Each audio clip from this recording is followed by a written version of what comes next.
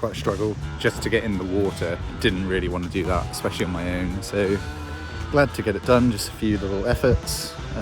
Wore the swim skin just in case we were wearing that tomorrow, because it's not cold in the water, so there's always a chance that it's non-wetsuit. So yeah, good to get that little practice done and ready to go, just racking now.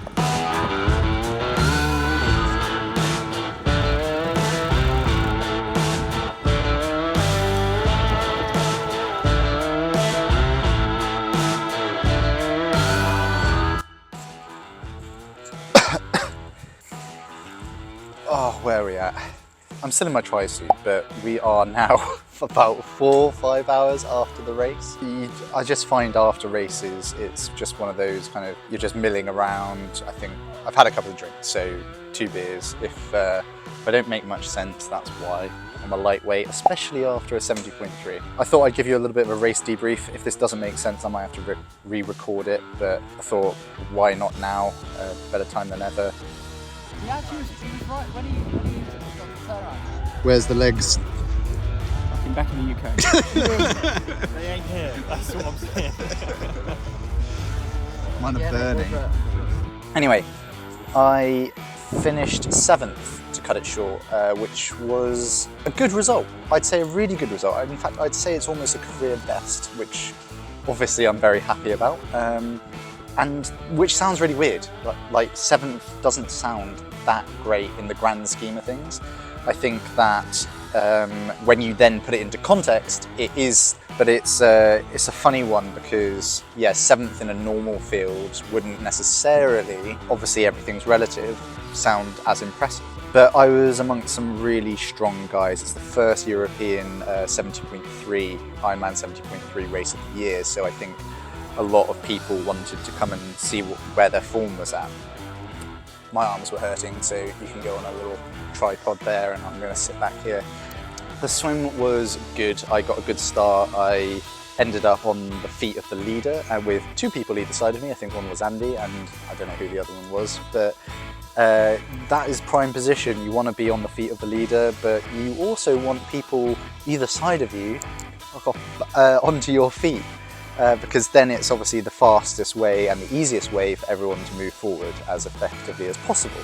That being said, you can't complain about them doing that because that's what's best for them, I guess. But yeah, had them on my hip or under my armpit drafting me, and I had the draft of the guy in front, so yeah, it is what it is. But that then changed when we hit the turnaround and I then sat on someone else's shoulder because I was like, well, I'm not doing it for the full thing. Like, you can do a little bit of work. I don't know who it was, like, apologies for that, but yeah, part of the game, I guess. Got out of the water in 3rd place, so that's obviously really reassuring. I was like right at the front of the race. I think Justice Nieschlag got away a little bit, like 5, maybe 10 seconds, but yeah, it's basically the front of the race. Had an issue with my bag. So if you don't know, in Ironman you have to put your helmet in a bag and then get it out in transition. So I'd weirdly accidentally knotted the bag, so I had to kind of rip it open and get the helmet out that way, which cost me a few seconds. So came into transition 3rd. I think I left in about the 8th, but it was fine. I was still at the back of that group. Managed to find Daniel Bakkegaard's wheel, who won it last year. You didn't enjoy it? No, I'm not going to Lanzarote again, and this is on record now, so Mark, you can hold me to that. That was a difficult race, and I executed it very badly, but oh well, we're ready for some beers now.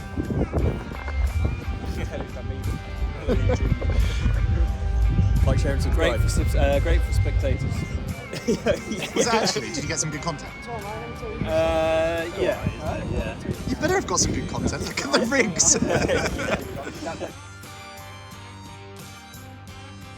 And basically just like stayed in contention with everyone until the top of the first climb, sent it down the first climb, and I was bricking it, lost the wheel and had to chase back on basically.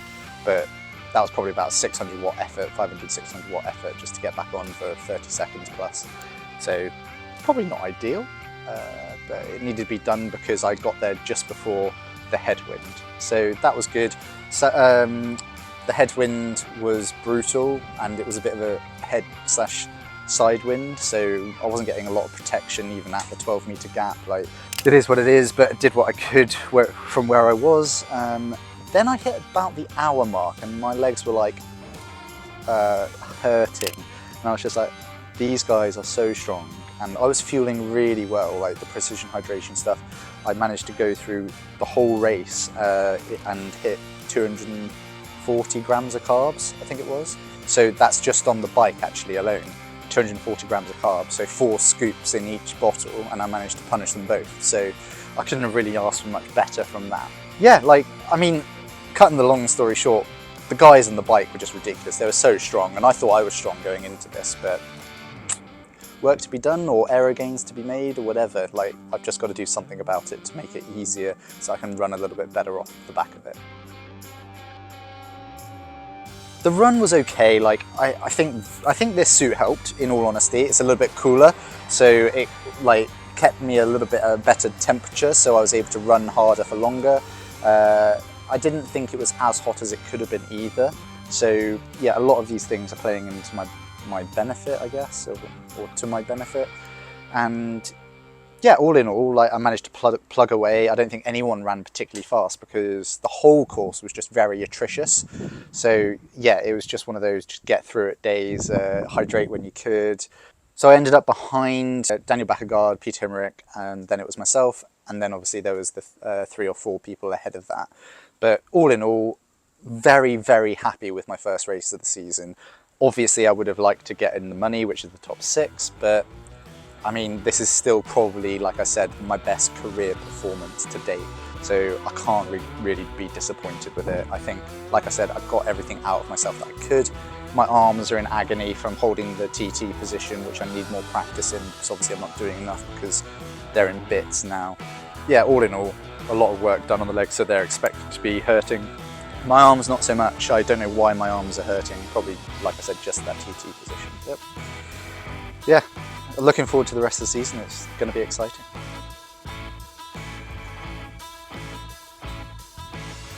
One last thing, thank you to everyone who was supporting out there today. It was actually phenomenal how many people were shouting my name. I don't know where you're from, like, or who it was, but thank you so much for doing that. I don't know if it's from this channel or whether it's just being British. Like, thank you though, like, it did make a difference. Like, I really appreciate it every single time that I hear my name. I try and give a wave, but you know, like, suffering. But yeah, hey ho. Hope you guys enjoyed the little race debrief. I don't know if I have any footage, but we'll see. How come I don't have fans like that? Nothing new for Harry. You and the fans, That mate. was, yeah.